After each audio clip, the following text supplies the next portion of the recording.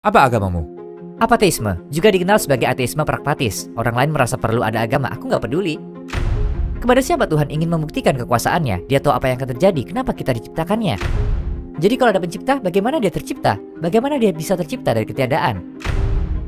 Aku pikir dia nggak bisa menciptakan semesta dari ketiadaan. Nggak mungkin bisa. Perkataanmu membuktikan keberadaan Tuhan. Dia ada, maka dia menciptakan apapun selainnya. Kamu nggak bisa membuktikan kitab ini belum diubah setelah 1400 tahun.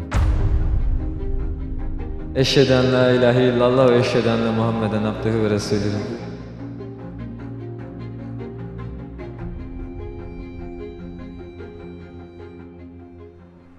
Nggak apa-apa kan kalau diunggah ke YouTube? Nggak apa-apa, unggahlah dimanapun. Apa agamamu? Apateisme, juga dikenal sebagai ateisme pragmatis. Secara umum orang lain merasa perlu ada agama, tapi aku nggak peduli. Waktu SMA, aku mulai banyak mengkaji. Pertama aku condong kepada agnostisisme karena ketidakpastian. Aku nggak bisa memastikan. Aku nggak bisa bilang ada pencipta atau enggak. Kalaupun aku percaya dia ada, nggak bisa aku buktikan. Makanya aku berusaha mengkaji lebih lanjut. Pertama aku baca buku. Pertanyaan yang kuingat di benakku adalah, dari awal hingga akhir sang pencipta mengetahui bagaimana dan kapan segalanya terjadi. Lalu kenapa dia menciptakan kita? Kalau dia sudah tahu segalanya, aku coba berpikir. Aku juga bertanya kepada ulama yang ku kenal. Mereka menjawab, tapi tidak memuaskanku. Jadi aku berpikir, mungkinkah ada yang salah? Apa yang terjadi? Pikiranmu berubah? Itu titik awalku. Lalu pertanyaan lain muncul. Aku berpikir memusingkan dan membuat hidup sulit. Baiklah, aku sungguh-sungguh bertanya ya. Silakan. Apa yang dapat mengubah pikiranmu dan kembali ke Islam? Begini saja, aku sudah berpikir seperti ini selama 2 tahun. Dan aku nggak yakin ada yang bisa mengubah pikiranku. Yang aku penasaran adalah apakah penjelasanmu logis atau enggak. Kalau penjelasanmu logis, aku akan berpikir ulang. Baiklah, ayo mulai. Oke. Kita lihat secara logis. Takdir sering disalahpahami. Ia juga sering didiskusikan. Kita bisa berpikir seperti ini. Takdir adalah pengetahuan Allah. Jadi Allah mengetahui sesuatu. Mengetahui semua yang terjadi pada masa lalu, kini dan yang akan datang sebagai takdir. Kamu bilang, ya kalau Tuhan tahu segalanya, kenapa dia menciptakan kita? Kita mengelirukan pengetahuan Allah dengan tindakannya. Warna matahari berbeda-beda kan? Katakanlah satu kuning dan satu merah. Seperti itu juga ada nama Allah Al-Alim. Ada juga nama Al-Qadir. Nama Al-Alim berasal dari mengetahui. Takdir ada dalam nama ini. Jadi Allah mengetahui segalanya. Tindakan penciptaan datang dari nama Al-Qadir dan nama Al-Khaliq. Karakteristiknya berbeda. Bagaimana kita menjadi keliru soal takdir? Ketika konsep pengetahuan Allah dan tindakan Allah dicampur adukan. Seperti warna kuning dan merah matahari. Kalau dilihat keduanya sebagai dua karakteristik berbeda, nggak akan ada masalah. Kita juga bisa bilang pengetahuan tergantung yang diketahui. Pengetahuanku tergantung peristiwa yang terjadi. Contohnya, waktu terbit matahari itu spesifik kan? Katakanlah 7.30. Waktu ini ada juga di kalender. Pertanyaannya, apakah matahari terbit pada waktu itu? Karena 7.30 tertulis di kalender. Atau apakah 7.30 tertulis di kalender karena matahari terbit pada waktu itu? Waktu terbit diketahui melalui sains, lalu dituliskan. Jadi ku bilang, pengetahuan tergantung yang diketahui. Informasi waktu tergantung kejadiannya. Seperti contoh itu, pengetahuan Allah tentang perbuatan kita nggak berarti dia mengintervensi. Kita sudah berbuat. Dan karena perbuatan kita, Allah menetapkannya sebagai takdir kita. Maksudku dia tahu. Bro, aku setuju yang kamu bilang itu logis, bisa dimengerti. Tapi kenapa dia menciptakan ketika dia sudah tahu? Dia sudah tahu apa yang akan terjadi. Semua sudah diketahui, untuk apa penciptaan? Jadi pertanyaanmu, kenapa Allah menciptakan kita? Penciptaan oleh Allah mencerminkan sifatnya, yaitu perwujudan sifatnya. Contohnya, katakanlah kamu sangat pemurah, itu karakteristikmu. Kamu datang dan bilang, aku mau mentraktir kamu, lalu aku ikat tanganmu.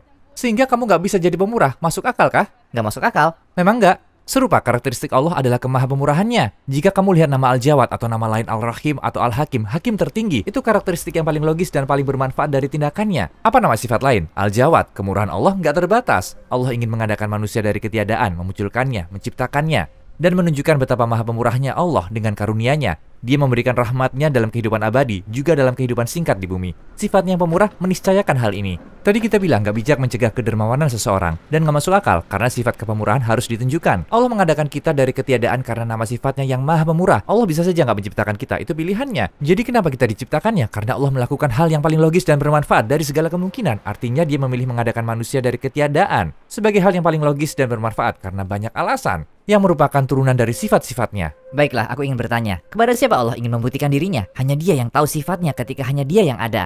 Yang menajibkan di sini, kamu tahu? Karena, contohnya, kita ingin membuktikan diri kita kepada orang lain kan? Contohnya, katakanlah kamu lebih ganteng dari aku, kamu lebih pemurah dari aku. Ini bisa memuaskan ego juga. Mungkin juga, tapi itu untuk manusia. Ya, Kenapa? Karena kita sama, kita manusia. Kita bisa berkonflik antara satu sama lain, tapi Allah tidak. Dia sendirian. Dia tak terikat ruang dan materi. Artinya pembuktian dirinya karena ego tidak berlaku baginya. Nggak ada yang setara dengannya untuk pembuktian seperti itu.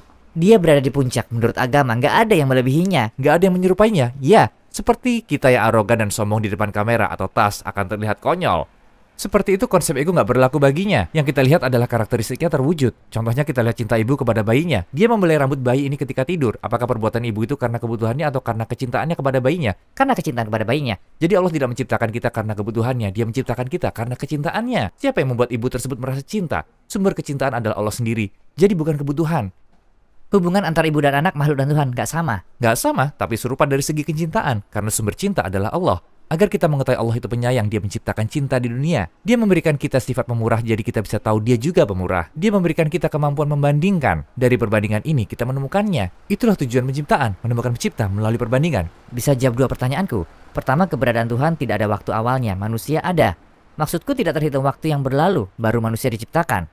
Jadi kenapa manusia diciptakannya setelah sekian waktu untuk menunjukkan kepemurahannya? Konsep yang kita namakan waktu mulai dari semesta. Apa itu waktu? Kamu mungkin sudah tahu teori dentuman besar. Awal dari ruang dan waktu. Konsep yang kita sebut waktu mulai dari dentuman besar. Waktu adalah sistem terkait pergerakan materi yang dimulai dengan penciptaan semesta. Waktu diciptakan bersama semesta, jadi kita harus bilang, sang pencipta semesta dan waktu wujud sebelum keduanya ada. Pertanyaannya menjadi tidak relevan karena dia tidak sama dengan yang diciptakannya. Karena dia adalah pencipta waktu, sebagaimana pencipta HP nggak mengikuti aturan ciptaannya. Contohnya ada fitur layar kunci untuk HP itu.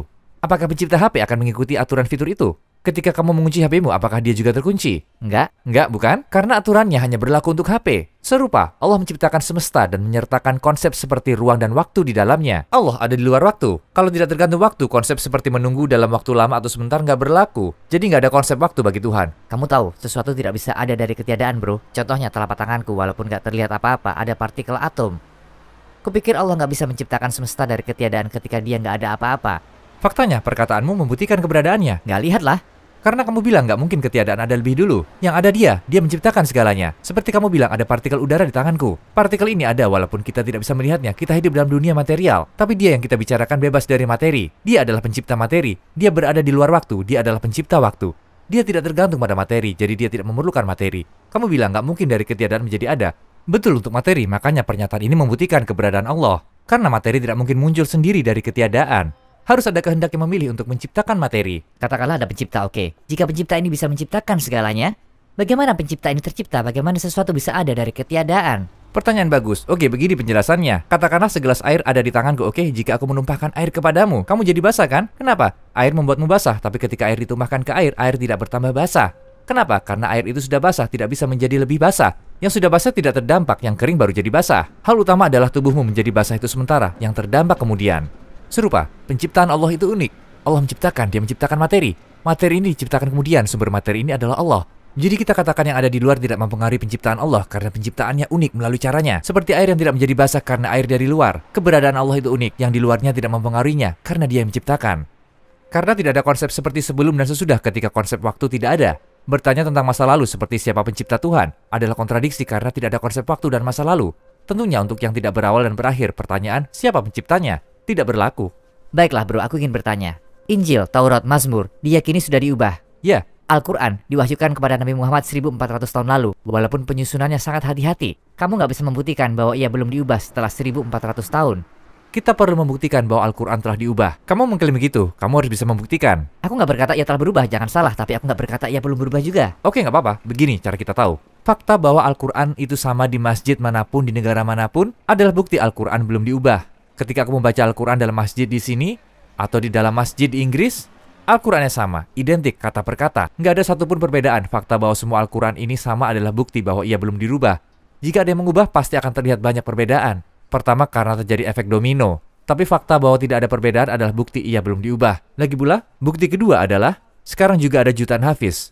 Jutaan yang menghafal Al-Quran dari awal hingga akhir. Dan banyak orang lain juga berusaha menghafalnya. 1400 tahun kemudian, bahkan sekarang, jutaan orang sudah menghafalnya.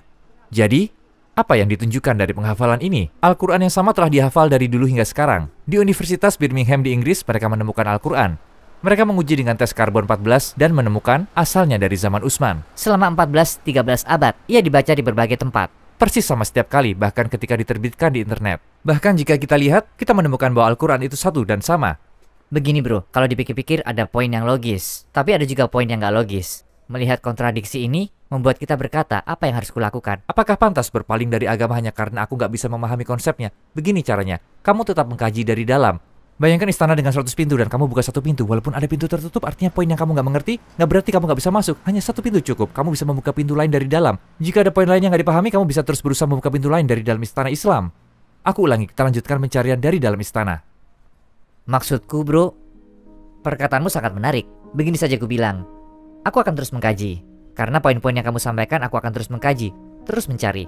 Mungkin kamu benar, mungkin enggak. Aku nggak tahu pasti sekarang. Tapi aku akan terus mengkaji. Bisakah kita kaji bersama dari dalam? Aku nggak bisa balik beragama kalau aku memeluk agama tanpa keinginanku sendiri. Bukan, jangan pikir seperti itu karena kamu akan bertahan dengan logikamu. Kamu bilang aku akan mengkaji logika yang masuk akal, tapi dari dalam. Lagi pula aku nggak melarang kamu lanjut tanpa menggunakan logikamu. Aku bilang, logikamu harus dikaji dari dalam. Aku bisa bilang trik setan itu adalah mengkaji logika dari luar. Jadi mungkin aku bisa coba. Ayo mengkaji bersama, dan kamu bisa menghubungi kami lagi kapan saja. Oke, Bro, bagus. Kamu ingat kalimat syahadat? ingat. Eşhedü en la ilahe illallah ve eşhedü enne Muhammeden abduhu ve resulühü.